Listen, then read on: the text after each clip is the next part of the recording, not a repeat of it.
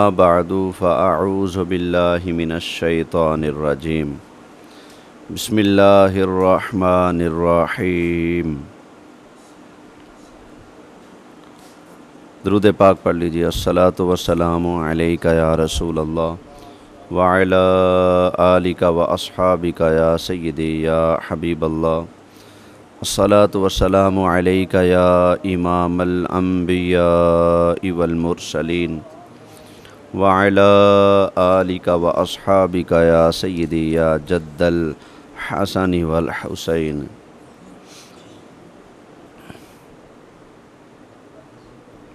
نبی کریم صلی اللہ علیہ وآلہ وسلم ارشاد فرماتے ہیں، ما من عبد یسلم علی، کوئی بھی بندہ جب مجھ پر سلام پڑھتا ہے، ایک ہوتا ہے درود اور ایک ہوتا ہے سلام۔ جب کوئی بھی بندہ، کوئی بھی ہو، کہیں کا بھی ہو، جب کوئی بندہ مجھ پر سلام پڑھتا ہے تو فرمایا الا رد اللہ علی روحی، ہماری یہ شان ہے کہ جب ہم قبر میں جائیں گے تو اللہ ہماری روح ہمارے جسم میں لوٹا دے گا، حتی ارد علیہ السلام، فرمایا یہاں تک کہ میں سلام کرنے والے کے حق میں سلامتی کی دعا فرماتا ہوں۔ جو نبی کریم علیہ السلام کو سلام کرتا ہے تو حضور علیہ السلام فرماتے ہیں میری روح اللہ نے لوٹا دینی ہے جب میں قبر میں جاؤں گا، تو جو مجھ پر سلام کرے گا میں اس کے لیے سلامتی کی دعا فرماؤں گا۔ یہ ابو داود شریف کے اندر یہ حدیث موجود ہے۔ فرمایا حتی ارد علیہ السلام، میں اس کے سلام کے جواب میں سلامتی کی دعا فرماؤں گا۔ اور نبی کریم علیہ السلام کا سلام کرنے والوں کو جواب دینا یہ احادیث سے ثابت ہے۔ حضور تو حضور ہیں، کوئی عام بندہ بھی ہو نا، مومن مسلمان، تو ہمیں حکم ہے جب قبرستان میں جاؤ تو کیا کہو؟ السلام علیکم یا اہل القبور۔ اگر وہ سلام سنتے ہی نہیں تو جواب یہ سلام کرنے کا فائدہ کیا؟ سلام اللہ ان کو ہمارا سلام سناتا ہے۔ تو نبی کریم علیہ السلام نے بدر کے موقع پر جب مسلمان فتح یاب ہو گئے، کفار کو شکست ہو گئی، بخاری شریف کی حدیث ہے، تو آقا علیہ السلام نے جس کنویں میں کفار کی لاشیں ڈلوا دی تھی اس کنویں کے پاس تشریف لے گئے۔ سرکار نے ارشاد فرمایا ایک وعدہ اللہ نے تم سے کیا تھا، ایک وعدہ اللہ نے ہم سے کیا تھا، ہمارے ساتھ وعدہ کیا ہوا تو پورا ہو گیا، ہم نے دیکھ لیا۔ تمہارے ساتھ جو اللہ نے عذاب کا وعدہ کیا تھا، بتاؤ کافر ہو، تمہارے ساتھ کیا ہوا رب کا وعدہ بھی پورا ہوا کہ نہیں؟ حضور نے کفار کی لاشوں کے پاس کھڑے ہو کر ارشاد فرمایا۔ حضرت عمر نے کہا یا رسول اللہ صلی اللہ علیہ وسلم، آقا آپ ان کو بلا رہے ہیں جو سن ہی نہیں سکتے۔ فرمایا عمر نہ، یہ نہ کہو کہ سن نہیں سکتے، فرمایا یہ تم ان سے زیادہ نہیں سنتے، تم ان سے زیادہ نہیں سنتے۔ کیا مطلب؟ جتنا تم سنتے ہو کم از کم اتنا یہ بھی سنتے ہیں۔ تو جب کافر ہو مرنے کے بعد وہ بھی سن سکتا ہے تو آمنہ کے لال کی تو کیا بات ہے نا۔ تو سرکار فرماتے ہیں ما من عبد یسلم علی الا رد اللہ علی روحی حتی ارد علیہ السلام، جو بھی میرا امتی مجھ پر سلام بھیجتا ہے میں سلام کا جواب دیتا ہوں، اس کے لیے سلامتی کی دعا فرماتا ہوں۔ ایک اور سرکار نے سلام دینا ہے، وہ تو سلام ایسا ہوگا جواب کہ جو بھی روزے کے پاس ہوگا سنے گا۔ نبی کریم علیہ السلام فرماتے ہیں جب عیسیٰ علیہ السلام آسمانوں سے دوبارہ زمین پر تشریف لائیں گے، اسلامی نظام قائم فرمائیں گے، کرتے کرتے کرتے فرمایا جب وہ میرے روزے پر آئیں گے نا تو آ کر وہ کہیں گے السلام علیک یا سید المرسلین، اے سارے رسولوں کے سردار آپ کو سلام ہو۔ تو نبی کریم علیہ السلام فرماتے ہیں لَعَجَبْتُهُ، میں قبر سے عیسیٰ علیہ السلام کے سلام کا جواب دوں گا۔ تو پتہ چلا حضور علیہ السلام سلام کا جواب دیتے ہیں، جو بھی سلام کرے حضور جواب دیتے ہیں، دعا بھی فرماتے ہیں۔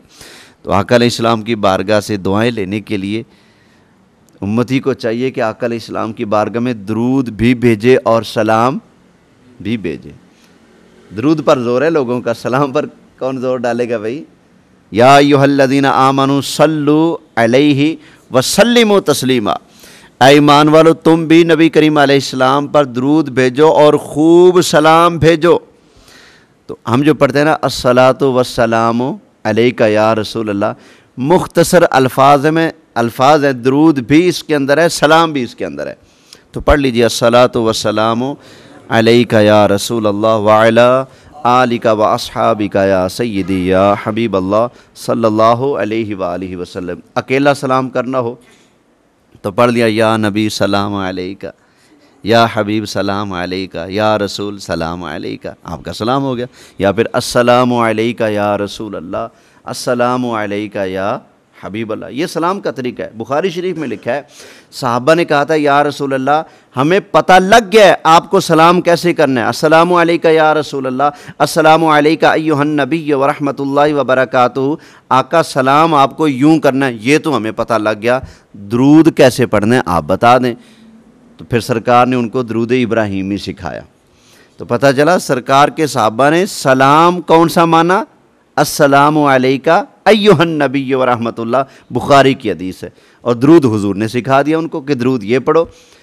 تو صحابہ کرام سلام بھی پڑھتے تھے اور درود بھی پڑھتے تھے۔ تو آپ جب نماز والا درود پڑھیں تو نماز والا سلام بھی آقا علیہ السلام پر پڑھا کریں، اللہ ہمیں نصیب فرمائے رکھے۔ جمعے کے بعد ہم اپنی بولی میں پڑھ لیتے ہیں مصطفیٰ جان رحمت پہ لاکھوں سلام، شمع بزم ہدایت پہ لاکھوں سلام۔ خیر، ایک شخص جنگل میں پھر رہا تھا، اس نے غیب سے ایک آواز سنی۔ آواز یہ تھی کہ فلاں آدمی کے باغ کو سیراب کر دو، فلاں آدمی کے باغ کو پانی لگا دو۔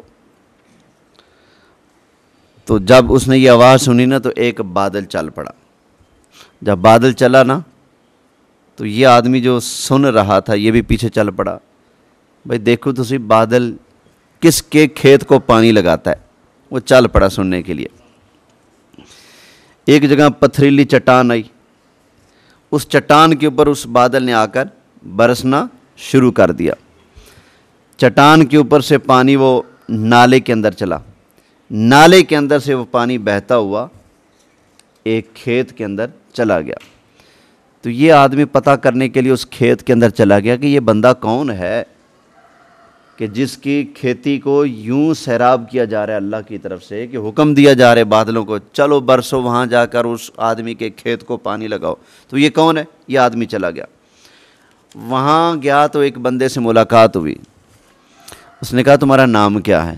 اس نے نام بتایا۔ وہ سوچنے لگا ہاں نام تو وہی ہے جو میں نے سنا تھا، بادل کو حکم ہو رہا تھا تو نام یہی لیا جا رہا تھا جو اس نے بتایا۔ اس نے کہا کہ یہ تمہارے کھیت کو بادل آ کر سیراب کر رہا ہے، اور میں نے ایک غیب کے اندر سے آواز سنی تھی، بادلوں کو حکم ہو رہا تھا کہ فلاں شخص کے کھیت کو پانی لگا دو، تو وہ تمہارا نام لیا گیا تھا۔ اب بتاؤ تو صحیح تمہاری کون سی ایسی نیکی ہے جس کی وجہ سے اللہ نے بادلوں کی ڈیوٹی لگا دی ہے، وہ تمہارے باغ کو پانی دیتے ہیں، کون سی نیکی ہے؟ اس نے کہا جی میرا اور میرے رب کا معاملہ تھا، میں شوخی تو نہیں مارتا، کسی کو بتاتا تو نہیں ہوں، لیکن چونکہ آپ نے پوچھ لیا ہے اور کچھ اشارے آپ کو مل چکے ہیں تو میں آپ کو بتا دیتا ہوں۔ تو کہنے لگا یہ میرا باغ ہے، میں اس کی خوب دیکھ بھال کرتا ہوں، اچھی طرح سے اس کا خیال کرتا ہوں۔ جب پیداوار کا وقت آتا ہے تو میں اس کی پیداوار کے 3 حصے کر لیتا ہوں۔ کتنے حصے؟ 3 حصے کر لیتا ہوں۔ ایک حصہ خیرات کر دیتا ہوں، اور ایک حصہ میں اپنے لیے اور اپنے گھر والوں کے لیے رکھ لیتا ہوں، اور ایک حصہ جو ہوتا ہے اس کو بیچ کر اسی باغ کی خدمت پر لگا دیتا ہوں۔ تو وہ جو میں ایک حصہ اللہ کے راہ میں خرچ کرتا ہوں نا، تو مجھے لگتا ہے اللہ کو وہ بہت پسند آیا ہے، اور اسی کی برکت سے اللہ نے بادلوں کو یہ حکم دے دیا ہے کہ وہ آتے ہیں اور آ کر ایک جگہ برستے ہیں، وہاں سے پانی چلتا ہے اور سیدھا میرے کھیت میں آ جاتا ہے۔ حالانکہ یہ جو بنی اسرائیل والے تھے نا، ان کے اوپر چوتھائی حصہ جو تھی نا، وہ زکوٰۃ وغیرہ فرض تھی، تہائی حصہ نہیں تھا عشر، چوتھائی تھا، لیکن وہ تہائی حصہ دے رہا ہے۔ تو پتہ چلا جتنا فرض ہو اس سے بڑھ کر بندہ اگر دے دے تو یہ اللہ کو مقبول ہے، اللہ کو بہت پسند ہے۔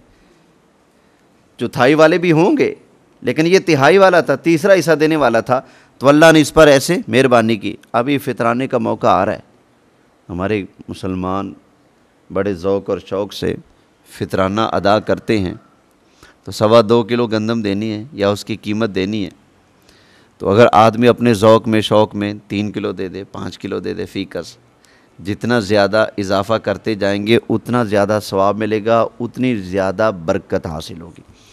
ہمارے آقا صلی اللہ علیہ وآلہ وسلم نے ارشاد فرمایا میرے صحابہ، اللہ کی قسم ہے، مجھے اس ذات کی قسم ہے جس کے قبضہ قدرت میں محمد کی جان ہے، فرمایا اللہ کی قسم کھا کر میں تمہیں کہتا ہوں، اللہ کی راہ میں مال خرچ کرنے سے کام نہیں ہوتا بلکہ بڑھتا ہے۔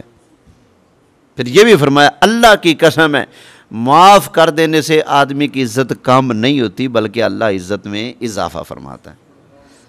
معاف کرنا بھی سیکھنا چاہیے اور اللہ کی راہ میں خرچ کرنا بھی سیکھنا چاہیے۔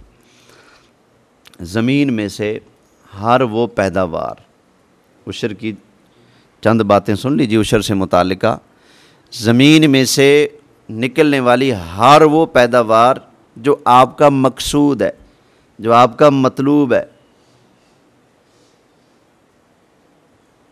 جس پیداوار کے ذریعے نفع اٹھانا مقصود ہے، ہر زمین کی ایسی پیداوار پر اللہ تعالیٰ نے عشر فرض کر دیا ہے۔ سمجھ آ گئی نا؟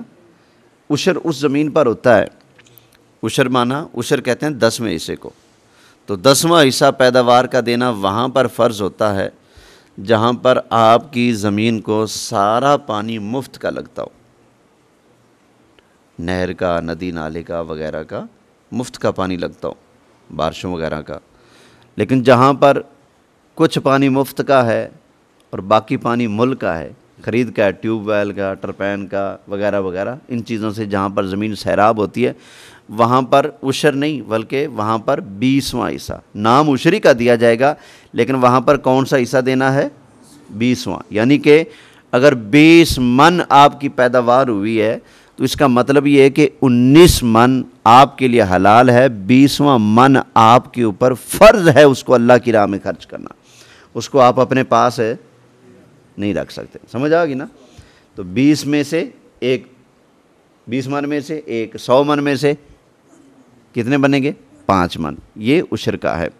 تو ہر اس پیداوار پر جس پیداوار کے ذریعے زمین سے نفع اٹھانا مقصود ہوتا ہے، اور کوئی ایسی پیداوار بھی ہوتی ہے جس سے نفع اٹھانا مقصود نہیں ہوتا، خود بخود ہو جاتا ہے، گھاس ہو گیا، تلہ ہو گیا، اٹ سٹ ہوگی، جڑی بوٹیاں وغیرہ ہوگی، یہ مقصود نہیں ہوتی، یہ خواہ مخواہ آ جاتی ہیں، اگرچہ بندہ ان کو بعد میں بیچ بھی لے، کسی طرح جمع کر کے گھاس کاٹ کر شہر میں بیچ دے، جو چیز مقصود نہیں، جس سے نفع اٹھانا مقصود نہیں تھا لیکن وہ خود بخود نکل آئی، پھر آپ نے نفع اٹھا لیا تو اب اس پر عشر نہیں ہوگا۔ اسی طرح زمین میں درخت اگاتے ہیں، آپ نے ایک درخت ہے وہ جو اس نیت سے لگایا کہ بڑا ہوگا، بیچوں گا، کچھ نہ کچھ پیسہ ہاتھی آئے گا، تو جس دن درخت بیچیں گے اس دن اس درخت میں سے عشر دینا فرض ہوگا۔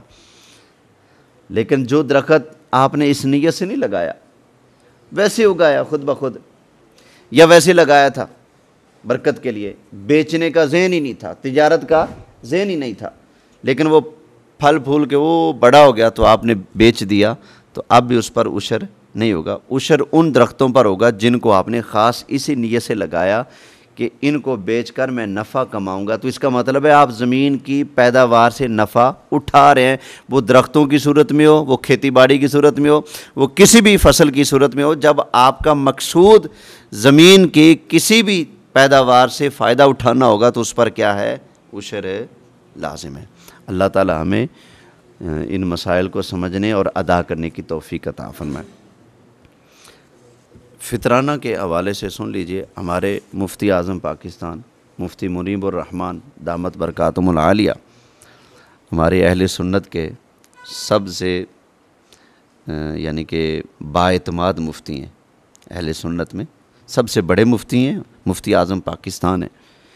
تو مولانا مفتی منیب الرحمن صاحب نے جو فتویٰ جاری کیا ہے وہ فی کس فطرانہ کم از کم 300 روپے ہے۔ کتنا جی؟ 300 روپے کم از کم ہے، وگرنہ یہ جو فطرانہ ہوتا ہے یہ کھجور کا بھی ہوتا ہے، جو کا بھی ہوتا ہے، گندم کا بھی ہوتا ہے، اور بھی چیزیں ہیں، تو ان کشمش وغیرہ ان میں سے بھی فطرانہ نکلتا ہے۔ اگر ایسی چیز سے دیں گے جس کا ریٹ زیادہ ہے تو عشر اور فطرانہ بھی اس کا زیادہ بنے گا۔ بعض چیزوں کے نصاب کے اعتبار سے اس وقت فطرانہ 3000 بھی بن رہا ہے، 5000 بھی بن رہا ہے، 6500 بھی بن رہا ہے، تو کم از کم جو فطرانہ بنتا ہے وہ گندم کے حساب سے بنتا ہے ہمارے ہاں۔ ہو سکتا ہے کسی دوسرے ملک میں کشمش سستی ہو، گندم مہنگی ہو، تو وہاں فطرانہ گندم کا زیادہ ہوگا۔ ہمارے ہاں گندم دوسری چیزوں کی بنسبت سستی ہے، تو گندم کے اعتبار سے مفتی صاحب کا جو فتویٰ ہے وہ 300 روپے کا ہے۔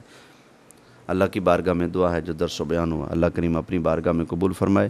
آمین بجاہ النبی الامین صلی اللہ علیہ وآلہ وسلم۔